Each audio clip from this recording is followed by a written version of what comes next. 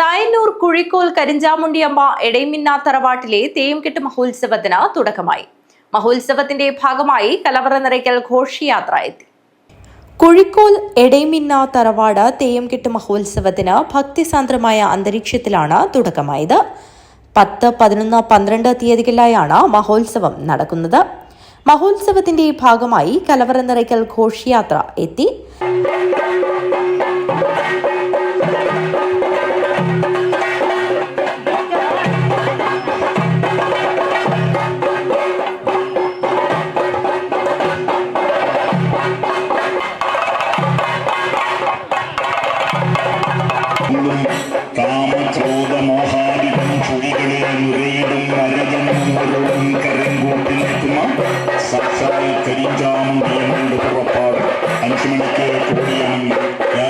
എണ്ണപ്പാറ ശ്രീ കരിഞ്ചാമുണ്ടിയമ്മ ദേവസ്ഥാനത്തു നിന്നുമാണ് കലവറ നിറയ്ക്കൽ ഘോഷയാത്ര പുറപ്പെട്ടത്.